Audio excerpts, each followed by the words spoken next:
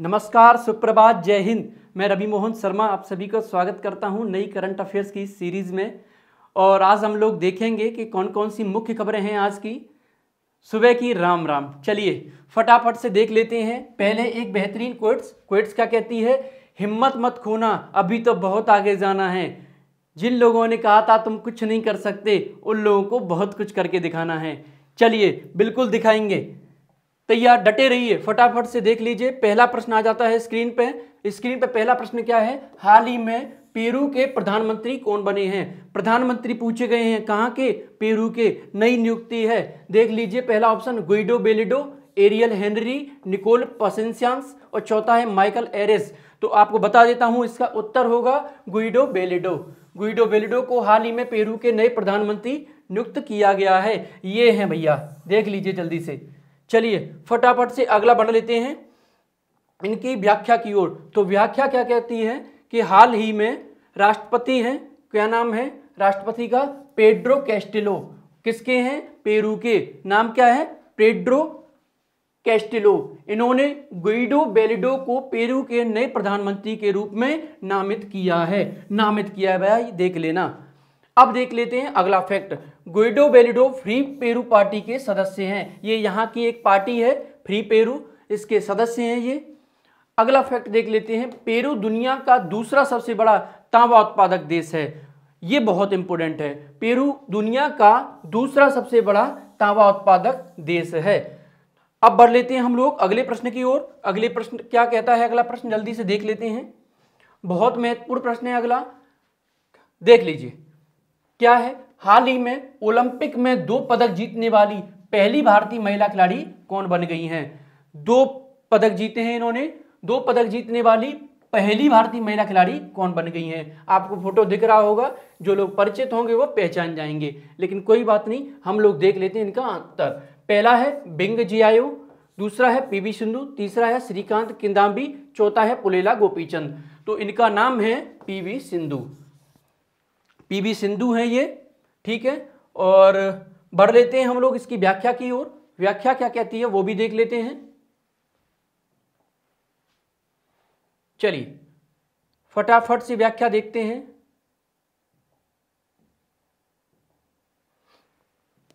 हाल ही में Tokyo Olympic 2020 में PV Sindhu ने चीन की खिलाड़ी हैं बिंग जियाओ को हराकर कांस्य पदक जीता है। कौन सा पदक जीता है? कांस्य पदक। किसको हरा करके? बिंग जियाओ को हरा करके। किसने हराया है? पीवी सिंधु ने। और किसको हराया है? बिंग जियाओ को, ठीक है ना। और कहां की खिलाड़ी हैं वो? चीन की। चलिए, पीवी सिंधु का पूरा नाम पुसरला वेंकट सिंधु है। नाम याद रख लीजिएगा, इनका पूरा नाम है पुसरला वेंकट सिंधु। नाम पूरा क्या है? पुसरला वेंकट सिंधु। इन्होंने रियो ओलंपिक 2016 में रजत पदक, महिला एकल का खिताब जीता था। इससे पहले भी ये 2016 में एक खिताब जीत चुकी हैं। कौन सा था? सिल्वर मेडल जीता था इन्होंने। किस में? रियो ओलंपिक में, और 2016 वाले में। अब देख लेते हैं इन्हें कौन कौन से सम्मान मिल चुके हैं। तो पद्म भूषण मिला था इन्हें 2020 में। कब मिला है? 2020 में पद्म भूषण मिला है। राजीव गांधी खेल रत्न पुरस्कार मिला है 2016 में। राजीव गांधी खेल रत्न पुरस्कार मिला है 2016 में, जिसका नाम परिवर्तित करके आज क्या कर दिया गया है? ध्यानचंद पुरस्कार। चलिए कोई बात नहीं। पद्मश्री पुरस्कार 2015, ठीक है। पद्मश्री पुरस्कार कब जीता है? 2015 में। अर्जुन पुरस्कार कब जीता है? 2013 में। तो ये इनके अवार्ड थे जो इन्होंने जीते हैं। अब देख लेते हैं हम लोग अगले प्रश्न की ओर। चलिए, बहुत महत्वपूर्ण प्रश्न है, बहुत महत्वपूर्ण। क्या है प्रश्न? 100% कोविड-19 टीकाकरण करने वाला देश का पहला शहर निम्न में से कौन बन गया है? हो सकता है बहुत से लोग जो करंट अपडेट रहते हो उन्होंने पढ़ लिया हो। जल्दी से देख लेते हैं प्रश्न क्या पूछा गया है। 100% कोविड-19 टीकाकरण करने वाला देश का पहला शहर निम्न में से कौन बन गया है? तो पहला ऑप्शन है दिल्ली, दूसरा है पटना, तीसरा है जयपुर, चौथा है भुवनेश्वर। इसका उत्तर होगा दोस्तों भुवनेश्वर। भुवनेश्वर उत्तर होगा इसका। जल्दी से देख लेते हैं इसकी व्याख्या। चलिए क्या कहती है व्याख्या? हाल ही में उड़ीसा का भुवनेश्वर शहर 100% वैक्सीनेशन करने वाला देश का पहला शहर बन गया है। 100% वैक्सीनेशन कर लिया है इसने। अब देख लेते हैं, उड़ीसा को मंदिरों की धरती वाला प्रांत के नाम से भी जाना जाता है। उड़ीसा शहर को, उड़ीसा के राज्य को किस नाम से जाना जाता है? मंदिरों का धरती, मतलब लैंड ऑफ टेम्पल्स, मंदिरों की धरती के नाम से भी जाना जाता है। अब देख लेते हैं उड़ीसा के बारे में। तो उड़ीसा की राजधानी है भुवनेश्वर, भाषा है उड़िया, मुख्यमंत्री हैं नवीन पटनायक, राष्ट्रीय उद्यान है सिमलीपाल राष्ट्रीय उद्यान और भितरकनिका राष्ट्रीय उद्यान। देखिए राष्ट्रीय उद्यान मैंने यहाँ पे क्यों लिए हैं, इनको मैंने जोड़ दिया है कि यहाँ पर कौन कौन से महत्वपूर्ण राष्ट्रीय उद्यान हैं। तो कौन कौन से हैं? सिमलीपाल राष्ट्रीय उद्यान और भितरकनिका राष्ट्रीय उद्यान। ठीक है, 2 राष्ट्रीय उद्यान हो गए। मुख्यमंत्री कौन हो गए? नवीन पटनायक जी। भाषा कौन सी हो गई? उड़िया। राजधानी कौन सी हो गई? भुवनेश्वर। चलिए अब लोग पढ़ लेते हैं आगे। अगला प्रश्न बहुत महत्वपूर्ण, नरेंद्र मोदी जी से संबंधित है, कोई बात नहीं। हाल ही में केंद्र सरकार ने किस कैशलेस और डिजिटल पेमेंट सिस्टम मीडियम को लॉन्च किया है? एक कैशलेस और डिजिटल पेमेंट मीडियम लॉन्च किया है। क्या नाम है उसका?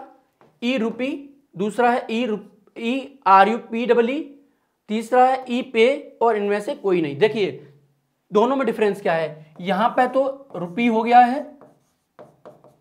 और यहां पे RUPEE हो गया है। ठीक है ना, ये हो गया आपका दोनों में डिफरेंस। चलिए देख लेते हैं कौन सा किया है।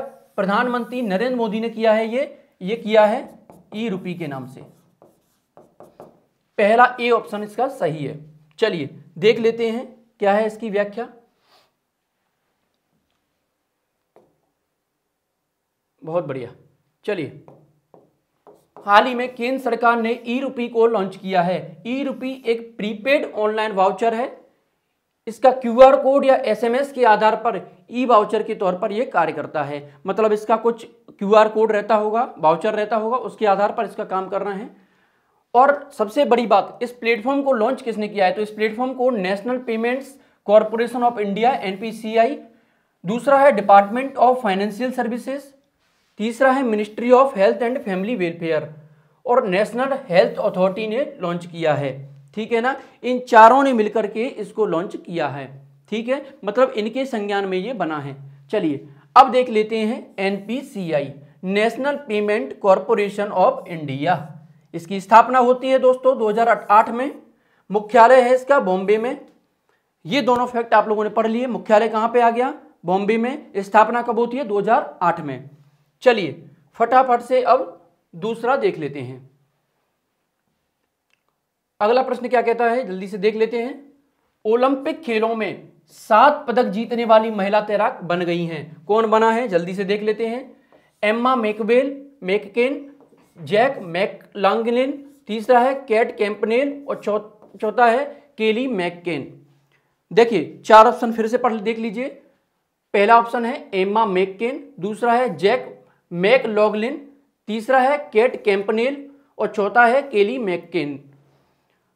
इसका उत्तर क्या होगा? तो इसका उत्तर होगा एम्मा मैककेन। चलिए इसकी व्याख्या देख लेते हैं। हाल ही में ऑस्ट्रेलिया की महिला तैराक एम्मा मैककेन जापान के टोक्यो में जारी ओलंपिक में इतिहास रच दिया है। इन्होंने 7 पदक जीते हैं। ठीक है, ऑस्ट्रेलिया के बारे में जान लेते हैं। इसकी राजधानी है कैनबरा, प्रधानमंत्री हैं स्कॉट मॉरिसन। स्कॉट मॉरिसन यहां के प्रधानमंत्री हैं और राजधानी कौन सी है इसकी? कैनबरा। चलिए अगला प्रश्न देख लेते हैं जल्दी से। 6वां प्रश्न है बहुत महत्वपूर्ण। टोक्यो ओलंपिक में 100 मीटर दौड़ में स्वर्ण पदक जीतकर विश्व का सबसे तेज धावक कौन बना है? बहुत महत्वपूर्ण पॉइंट है और बहुत महत्वपूर्ण प्रश्न है ये। 100 मीटर दौड़ स्वर्ण पदक जीतकर, मतलब 100 मीटर की दौड़ में स्वर्ण पदक जीतकर दुनिया का सबसे तेज धावक कौन बना है? तो पहला ऑप्शन है एफ केरली, दूसरा है एडी ग्रासे, तीसरा है लेमंट जैकब्स, चौथा है एलन थॉम्पसन हेरा। उत्तर होगा दोस्तों इसका लेमंट जैकब्स। ठीक है, इसका उत्तर हो गया लेमंट जैकब्स। कोई बात नहीं, व्याख्या की ओर बढ़ लेते हैं। व्याख्या क्या कहती है वो भी देख लेते हैं। इटली के लेमंट मार्सेल जैकब्स ने ओलंपिक में 100 मीटर में गोल्ड मेडल जीत लिया है। कहाँ के हैं ये? इटली के हैं भाई, ठीक है। और उन्होंने इस रेस में 9.8 सेकेंड का समय लिया, मतलब 9 मिनट 8 सेकेंड में इन्होंने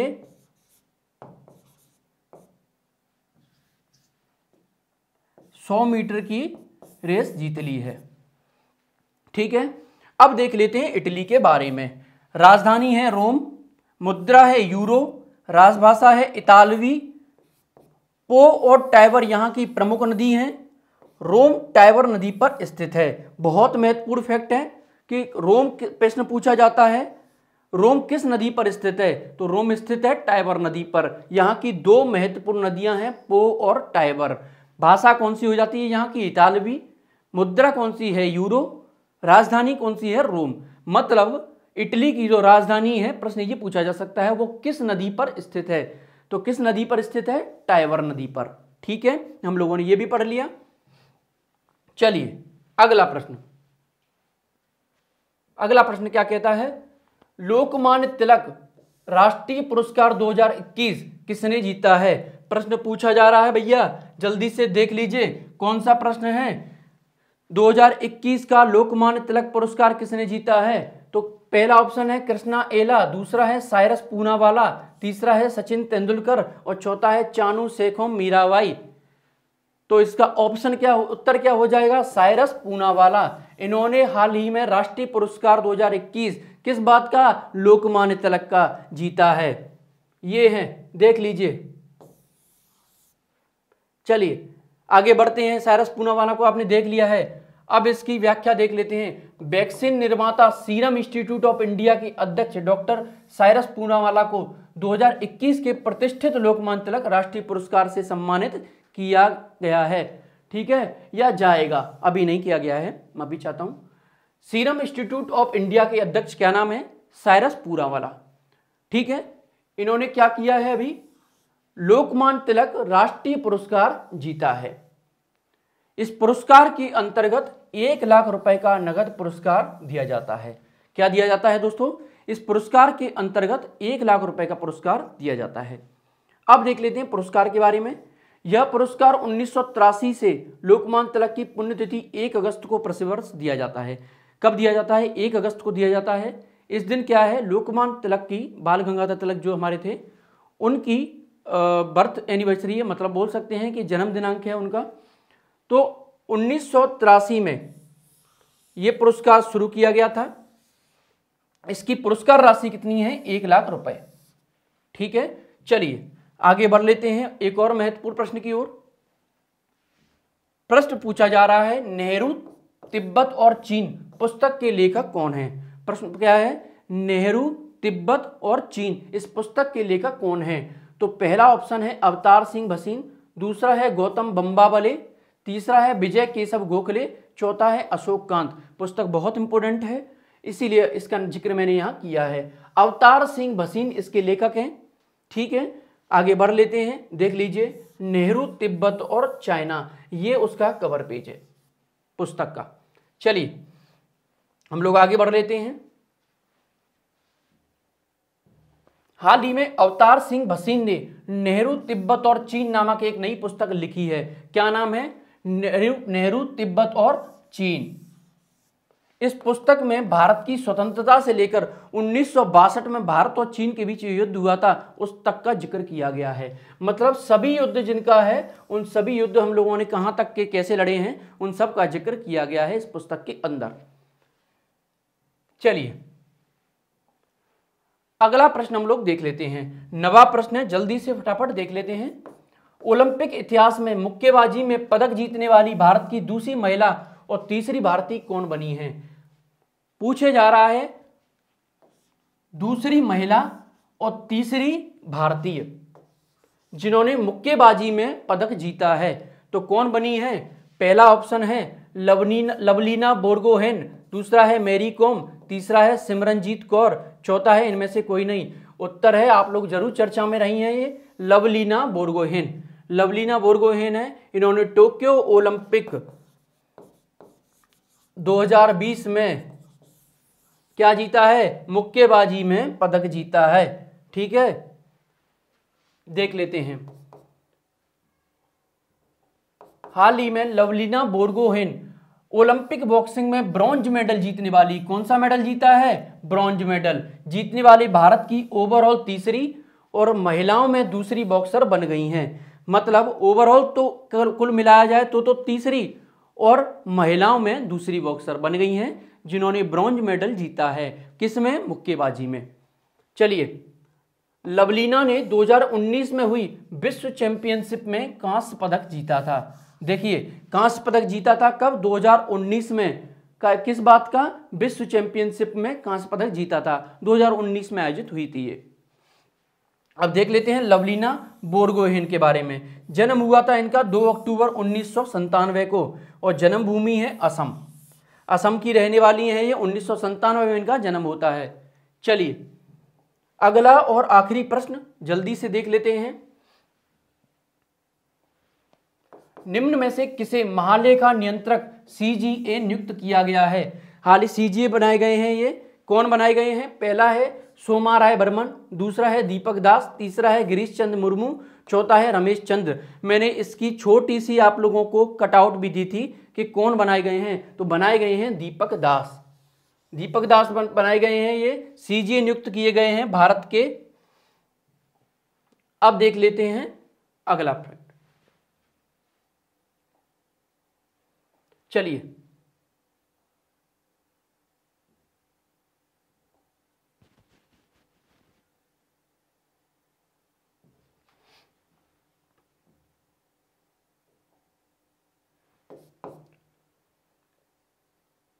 हाल ही में सिविल लेखा सेवा के अधिकारी दीपक दास ने, देख लेते हैं क्या नाम है, दीपक दास ने व्यय विभाग के तहत महालेखा नियंत्रक सीजीए का पदभार संभाल लिया है। क्या नाम है? दीपक दास। इन्होंने सीजीए का भार संभाल लिया है। और ये कौन से अधिकारी बन गए हैं? 25वें नंबर के, 25वें नंबर के ये सीजीए बन गए हैं। 1986 बैच के ये भारतीय सिविल सेवा के लेखा अधिकारी हैं, सेवा अधिकारी हैं। मतलब सिविल सेवा अधिकारी हैं, आईएएस ऑफिसर रहे हैं। ठीक है, किस बैच के? 1986 के। दीपक दास सीजीए का पद संभालने वाले 25वें अधिकारी बन गए हैं। ज्ञातव्य है कि सोमा राय बर्मन 24वीं महालेखा नियंत्रक थी। इनसे पहले कौन थी? सोमा राय थी। ठीक है ना, ये 25वें हैं, सोमा राय 24वें नंबर की थी। देखिए, सीजीए लेखा मामलों पर केंद्र सरकार का प्रधान सलाहकार होता है। कौन होता है? केंद्र सरकार का प्रधान सलाहकार होता है। इसकी नियुक्ति किसके द्वारा की जाती है? आर्टिकल 150 के तहत, आर्टिकल 150 के तहत सीजीए का पद आता है। चलिए, तो हम लोगों ने पढ़ लिया है आज का करंट अफेयर्स और देख लिया है कौन कौन सी मुख्य खबरें थी। बने रही है इस क्विज में, जल्दी ही बड़ी बड़ी खबरें लेकर के आता रहूंगा। ठीक है ना, तब तक के लिए जय हिंद, जय भारत।